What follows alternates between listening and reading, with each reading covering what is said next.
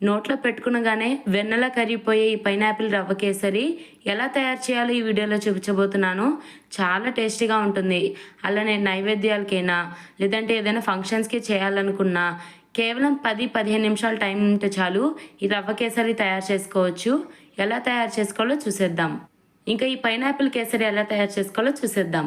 First అయితే mixie జార్లోకి ఈ విధంగా క్యూబ్స్గా కట్ చేసుకున్న పైనాపిల్ ముక్కల్ని 1 కప్పు వరకు వేసుకోవాలి. అలానే కొన్ని పైనాపిల్ ముక్కల్ని తీసి పక్కన పెట్టుకోండి, మళ్ళీ వాడుకోవచ్చు. ఇప్పుడు ఈ పైనాపిల్ ముక్కల్ని మెత్తగా కొద్దిగా వాటర్ యాడ్ చేసుకొని చిక్కటి ప్యూరీలా మెత్తగా గ్రైండ్ చేసుకొని ఈ మిక్సీ జార్లోనే ఉంచి పక్కన పెట్టేసుకోండి.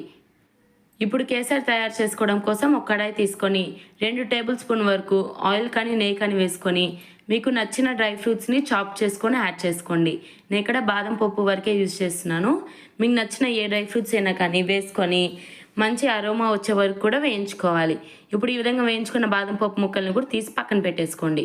ఇప్పుడు మిగిలిన నూనెలోకి ఒక అరకప్పు వరకు రవ్వ అనేది వేసుకోవాలి. ఇది సూజీ రవ్వ అండి. మనం ఉప్మా చేసుకుంటాం కదా, ఉప్మా రవ్వ అని కూడా అంటారు. ఈ సూజీ రవ్వని కూడా ఒక అరకప్పు వరకు వేసుకోవాలి. అరకప్పుకి కొంచెం ఎక్కువగా యాడ్ చేసుకోండి. ఇప్పుడు ఈ రవ్వ కూడా లైట్గా ఫ్రై చేసుకోవాలి. ఎక్కువసేపు ఫ్రై చేసుకోవాల్సిన అవసరం లేదు. లో ఫ్లేమ్లో ఒక 5-6 నిమిషాల వరకు బాగా ఫ్రై చేసుకోవాలి.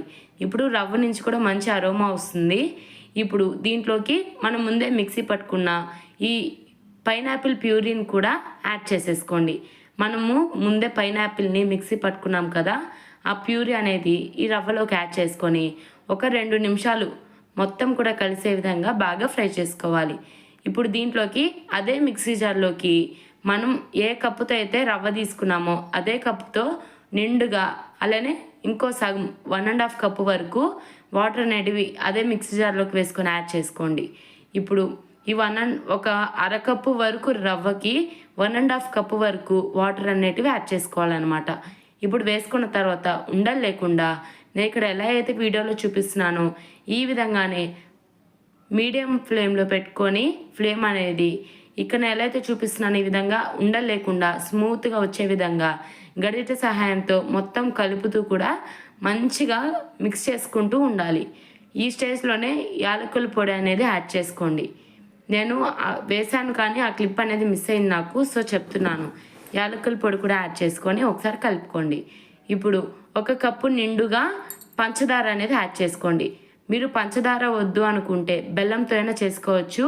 టేస్ట్ ఏం చేంజ్ అవ్వదు, చాలా బాగుంటుంది. బట్ నేను ఇక్కడ పంచదార అయితే యూజ్ చేస్తున్నాను. 1 కప్పు నిండుగా మనము పైనాపిల్ అనేది తీసుకున్నాం కదా, పైనాపిల్ పుల్లగా ఉందా లేదా తీయగా ఉందా అనేది చూసుకోండి. ఒకవేళ పైనాపిల్ తీయగా కానీ ఉంటే పంచదార అనేది తక్కువ వేసుకోండి. పుల్లగా ఉంటే పంచదార అనేది ఎక్కువ యాడ్ చేసుకోండి. ఇప్పుడు పంచదార కూడా వేసుకున్న తర్వాత ఒక 2 నిమిషాలకి ఈ విధంగా పంచదార మొత్తం కూడా బాగా మెల్ట్ అవుతుంది. ఈ స్టేజ్లో కొంచెం ఎల్లో కలర్ ఫుడ్ కలర్ అయినా యాడ్ చేసుకోవచ్చు. లేదు అనుకుంటే కుంకుమ పువ్వు ఒక 5 నిమిషాలు పాలలో కానీ నీళ్ళలో కానీ వేసుకొని ఒక 5 నిమిషాలు సోక్ చేసుకొని దీనిలోకి యాడ్ చేసుకున్న మనకి కలర్ వస్తుంది. నేను ఫుడ్ కలర్ యాడ్ చేశాను.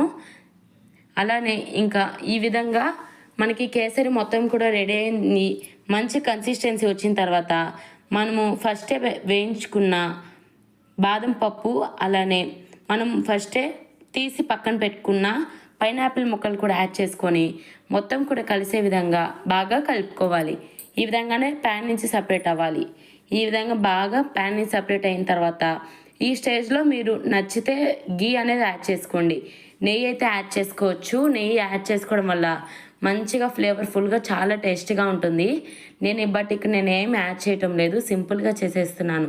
ఈ విధంగానే నెయ్యి కూడా యాడ్ చేసుకొని ఇంకా దేవుడికి నైవేద్యంగా కావచ్చు, ఎలాంటి ఫంక్షన్స్కైనా లేదు అప్పటికప్పుడు గెస్ట్స్ వచ్చినప్పుడైనా కానీ ఏదైనా స్వీట్ చేయాలనుకుంటే ఈ పైనాపిల్ రవ్వ కేసరి అనేది చాలా టేస్టీగా ఉంటుంది. నోట్లో పెట్టుకునగానే వెన్న ఎలా అయితే కరిగిపోతుందో ఆ విధంగా కరిగిపోతుంది. ఖచ్చితంగా ఈసారి ఏమైనా ఫంక్షన్స్ కానీ లేదా రిలేటివ్స్ అన్ఎక్స్పెక్టెడ్గా వచ్చినప్పుడు లేదా దేవుడికి నైవేద్యంగా కానీ చేయాలనుకున్నప్పుడు ఈ పైనాపిల్ రవ్వ కేసరి కానీ ఒక్కసారి ట్రై చేయండి. టేస్ట్ అయితే చాలా అంటే చాలా బాగుంటుంది. అలానే చాలా సింపుల్గా కూడా అయిపోతుంది. జస్ట్ మనకి 10 to 15 మినిట్స్ టైంలోనే చాలా సింపుల్గా అయిపోతుంది. అలానే టేస్ట్ కూడా చాలా చాలా బాగుంటుంది. అలానే మనకి ఈ రవ్వ కేసరి అనేది కొంచెం గోరువెచ్చగా ఉండే వేడి మీద తిన్నామంటే ఇంకా టేస్టీగా ఉంటుంది. ఒక్కసారి ట్రై చేయండి. అలానే ఇలాంటి మరెన్నో డెలిషియస్ రెసిపీస్ కోసం రుచి బై చందన ఇన్స్టాగ్రామ్ని కూడా ఫాలో చేయండి.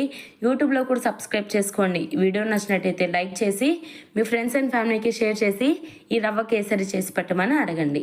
అలానే ఇంకో విషయం, ఈ మధ్య చాలామంది కూడా మన వీడియోస్ అనేవి చూడటం లేదు. కొంచెం చూసి వీడియో నచ్చినట్టయితే ఒక లైక్ చేసుకొని మన ఛానల్ సబ్స్క్రైబ్ చేసుకొని సపోర్ట్ చేయండి. Thanks for watching.